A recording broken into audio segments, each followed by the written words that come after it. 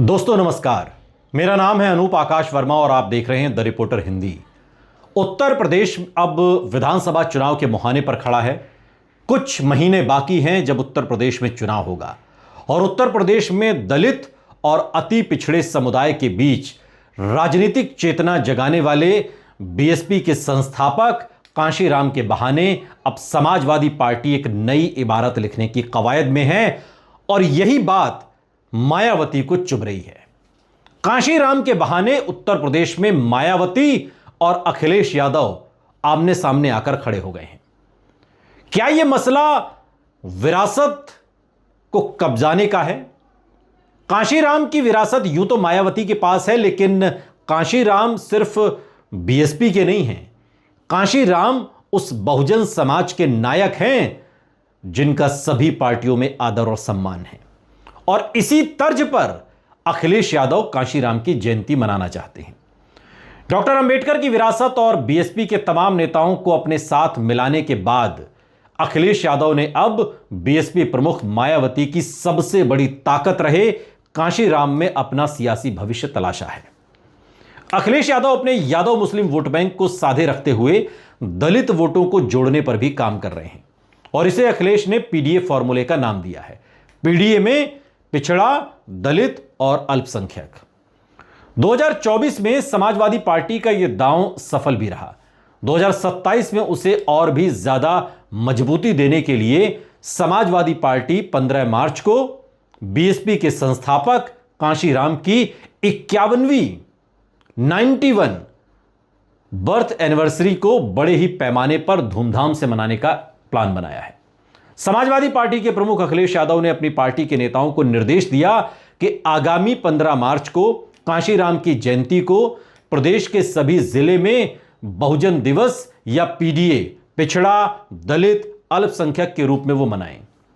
अखिलेश यादव के मिशन कांशीराम को लेकर बीएसपी प्रमुख मायावती नाराज हैं, बहुत ज्यादा खफा हैं। सोशल मीडिया प्लेटफॉर्म एक्स पर उन्होंने एक लंबा चौड़ा ट्वीट भी लिखा और अपनी नाराजगी जाहिर की और तमाम आरोप अखिलेश यादव और समाजवादी पार्टी पर लगाए। समाजवादी पार्टी की कवायद को राजनीतिक नाटकबाजी मायावती करार दे रही है। कांशीराम ने ही बीएसपी का गठन किया और यूपी समेत देश भर में दलित राजनीति खड़ी की, जिसके सहारे मायावती 4 बार उत्तर प्रदेश की मुख्यमंत्री रही। यूपी में बीएसपी के दलित मतदाताओं को अखिलेश यादव अपने साथ लेने की रणनीति पर काम कर रहे हैं।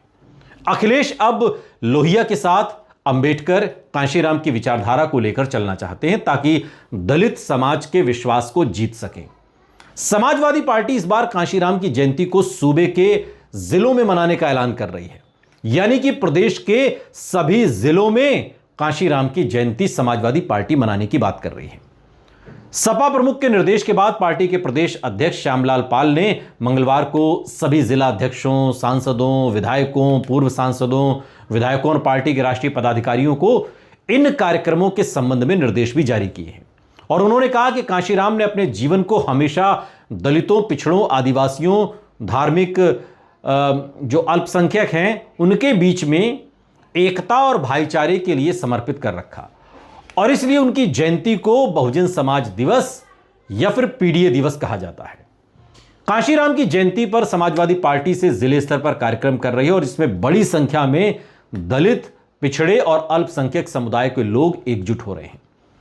लेकिन जो उत्तर प्रदेश की राजनीति को समझते हैं, जो यहां की मिजाज को समझते हैं, बीएसपी के, समाजवादी पार्टी के, दलित राजनीति के, बहुजन राजनीति के, वो ये कहते हैं कि बसपा संस्थापक कांशीराम के बहाने अखिलेश यादव की कोशिश दलित समाज के साथ एक इमोशनल रिश्ता कायम करने की है। वो दलित समाज को यह संदेश देने की कोशिश में है कि सपा भी कांशीराम का सम्मान और सियासी अहमियत देने में किसी से पीछे नहीं है। कांशीराम को समाजवादी पार्टी अपनाने की कोशिश 2022 के चुनाव के बाद से ही शुरू कर चुकी है। 2023 में अखिलेश यादव ने रायबरेली के गौरा ब्लॉक में कांशीराम की मूर्ति का अनावरण किया था और इसके अलावा कांशीराम 1991 में जब यादव परिवार के गृह क्षेत्र इटावा से अपना पहला लोकसभा चुनाव भी उन्होंने जीता था और इसके बाद 1993 में सपा बसपा की पहली बार गठबंधन जब हुआ, लेकिन गेस्ट हाउस कांड के बाद यह गठबंधन टूट गया। हालांकि 2019 में समाजवादी पार्टी और बहुजन समाज पार्टी फिर एक साथ मिलकर चुनाव लड़े, लेकिन इसके बाद मायावती ने गठबंधन तोड़ लिया और इसके बाद अखिलेश यादव ने दलित वोटों को साधने की रणनीति बनाई। कांशीराम की सियासी प्रयोगशाला से निकले अंबेडकरवादी विचारधारा वाले नेताओं को अखिलेश पहले ही पार्टी में राजनीतिक अहमियत दे रहे हैं। इंद्रजीत सरोज से लेकर रामचल राजभर, आर.के. चौधरी, लालजी वर्मा, त्रिभुवन दत्त, डॉक्टर महेश वर्मा, नसीमुद्दीन सिद्दीकी भी आए। ये सब पुराने बसपाई हैं और ये सब अखिलेश यादव के साथ हैं। कांशीराम से सियासत का हुनर सीखने वाले नेताओं के साथ साथ कांशीराम को भी अखिलेश अपनाने जा रहे हैं और उसके पीछे बीएसपी के कोर वोट बैंक को अपने पाले में लाने की रणनीति है। लेकिन जो उत्तर प्रदेश की राजनीति और बहुजन राजनीति को समझते हैं वो ये कहते हैं कि यूपी में करीब 20% दलित वोटर हैं। दलित वोटर के विश्वास को जीतने की कोशिश है, क्योंकि सपा इस बात को बखूबी समझती है कि यादव मुस्लिम वोटों के सहारे बीजेपी से सत्ता नहीं छीन सकती। कांशीराम के जरिए दलित और अति पिछड़े वर्ग के वोट बैंक को अपने साथ जोड़ने में अगर वो सफल हो जाती है तो सपा के पास एक बहुत बड़ा सियासी आधार हो जाएगा। 2012 के बाद से बीएसपी का ग्राफ लगातार गिर रहा है और ऐसे में सपा की कोशिश बीएसपी के दलित और अति पिछड़ों को अपने पाले में लाने की है। 2024 के लोकसभा चुनाव में बसपा का कोर वोट बैंक दलित समुदाय का वोट भी सपा को पहले से ज्यादा मिला। दलित मतदाताओं का झुकाव जिस तरह से सपा की तरफ हुआ उससे अखिलेश यादव के हौसले अब बुलंद हो गए हैं। यूपी की राजनीति में अखिलेश अपना सियासी वोटों का आधार 32% से बढ़ाकर 40% प्लस ले जाने की है। पिछले चुनाव में उनको 32% के करीब वोट मिला। अखिलेश यादव की नजर बसपा के वोट बैंक पर है, जिसे साधने की कवायद वो शुरू कर चुके हैं। बीजेपी से मुकाबले के लिए सपा को 50% से मजबूत वोट बैंक तैयार करना है, जिसके दम पर बीजेपी के साथ साथ दो हाथ वो कर सके। और अखिलेश की इस रणनीति ने मायावती को नाराज कर दिया है। मायावती की सियासत के बैकबोन हैं कांशीराम, जिन्होंने गांव-गांव घूम-घूम कर दलित राजनीति खड़ी की।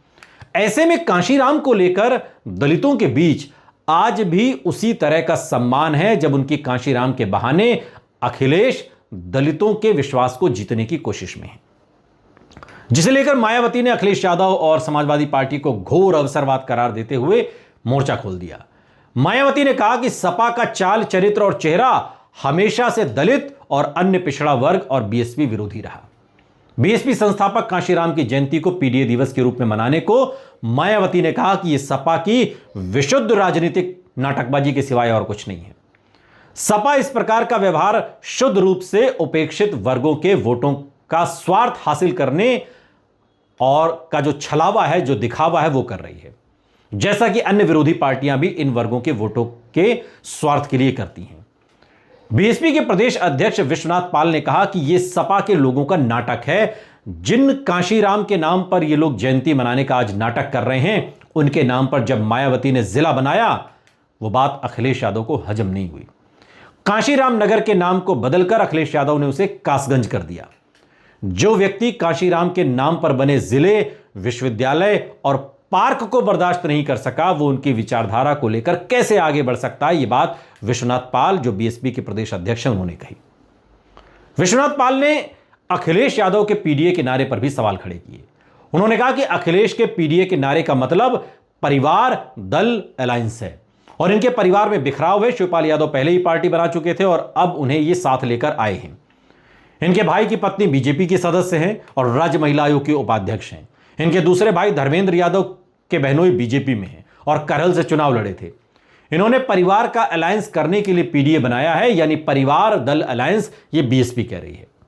और यह भी कहा कि ये कभी पी से पिछड़ा बताते हैं और कभी कहते हैं ऐसे ही ए से कभी अल्पसंख्यक तो कभी आदि आबादी, कभी आदिवासी, कभी अगड़ा, ये खुद कंफ्यूज हैं।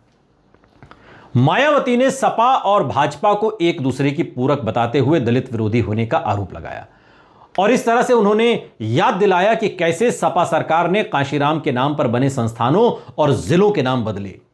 सपा के कांशीराम जयंती को पीडीए दिवस के रूप में मनाने को लेकर बीएसपी ने अपनी नाराजगी जाहिर की, क्योंकि मायावती से अकेले दलितों को अपनी ओर करने का एक चुनावी पैंतरा मानती है।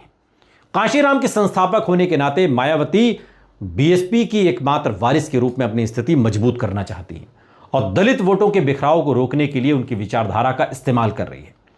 कांशीराम की जयंती के अवसर पर उत्तर प्रदेश की राजनीति में बहुजन समाज और दलित मतदाताओं को अपनी ओर खींचने की कवायद में अखिलेश हैं, तो मायावती ने सपा को दलित विरोधी बताकर अपने कोर वोट बैंक को जोड़े रखने की कवायद शुरू की है। और इस तरह बसपा और सपा के बीच शहमात का खेल शुरू हो गया है।